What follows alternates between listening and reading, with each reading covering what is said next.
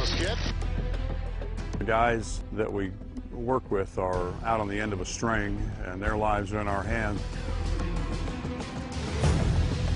Time that door opens, it's game time.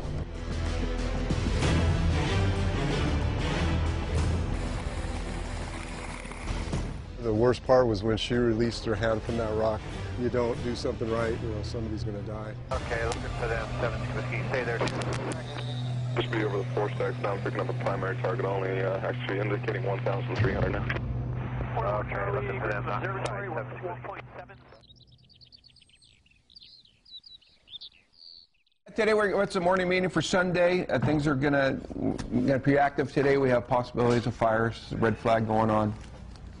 You're going to have all the aircraft available up in the Angeles, up at a Fox. LA City's available. All of our aircraft are available.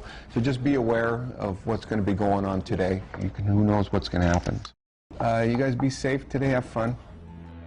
We run a multi-mission here that runs throughout the year. Fire season can actually be any time in Southern California.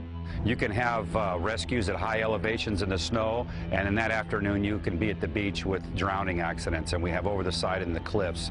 So we've tried to prepare for everything.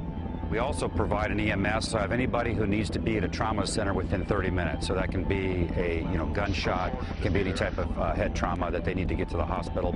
We have a total of 9 helicopters. We have 6 412 medium helicopters and 3 Sikorsky Firehawk Type 1 helicopters. Deploy 3 helicopters to 3 different locations in the county, down to the west to Malibu, to the north to the desert, and out to our east end. November 6, November X-ray, your traffic's 12 o'clock, 1 mile, 1,700.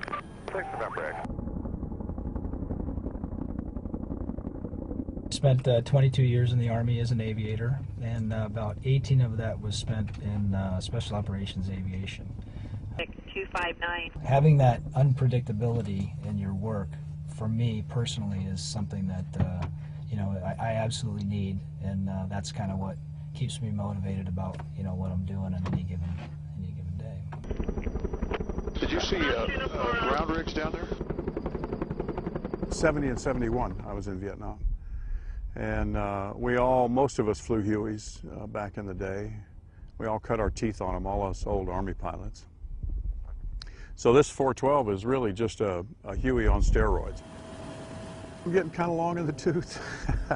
I'm probably a couple of years from hanging up my ticket.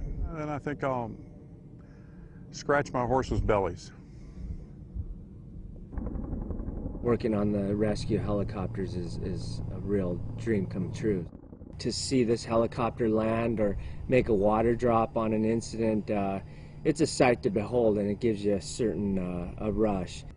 My family's always the first thing that comes to mind when we're out flying or going on calls, and I would be lying to you if I didn't say that I always worry about if something was to go wrong, and they're always the first thing that comes to my mind. 5 is out. Yeah, they're doing a hoist rescue with Angeles. I always tell my wife it's the safest job on earth, because if she really knew, she'd never let me come to work. As a crew chief, when you're out here on this skid and you're doing a hoist, I'm the eyes and ears of that pilot. It's more like juggling. You've got 5 or 6 things going on, and your mind is always having to think 5 or 7 steps down the line before you ever make a move. Initially, we got a response to a call of a hiker stranded on a cliffside, as well as somebody that was with her party. They had fallen approximately 300 feet. He was on the ground at the time, stable. When we got the call, we realized that we had somebody that's stranded on a cliff. Whether he was alive or dead, we were unsure. The helicopter wasn't able to find a body or anything. Hoist arming switch to armed. Hoist arming switch is on. Okay, you're clear for doors. Doors coming open. Now we got the victim in sight. She pretty much looked like a gecko on a rock. Once we saw her, we realized she was in a pretty precarious position. She couldn't even take the next step. She had one foot on her other foot supporting it because she had nowhere to go.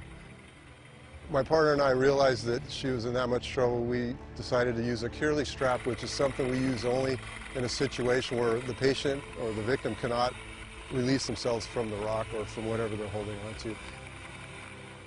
And hold your position right here. Come forward 10. Forward 10. We needed to do the revolution fairly quickly because we didn't know how long she had been there. We didn't know if she was dehydrated, anything about her condition. Fuck this free, clear of all obstructions. You're clear for slow forward flight.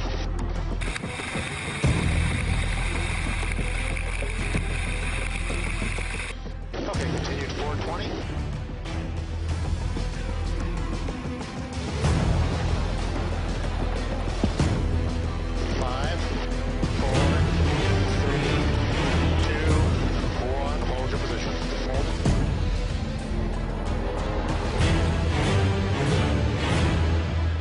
Once I had her wrapped, I knew that I was going to be able to hold on to her if anything happened, push her against the cliff.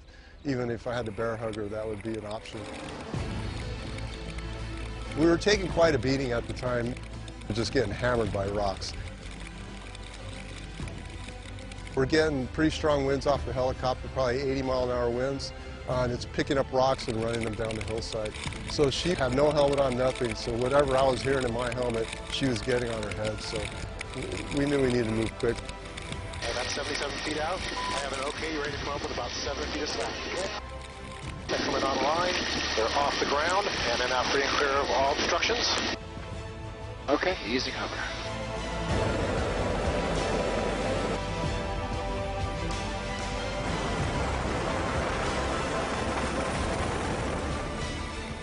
As soon as we got her in, got her strapped in, I got her wrapped up, and we pulled her out. You worry about runs like that because if anything goes wrong, it's a bad situation, and you don't do something right, you know, somebody's going to die.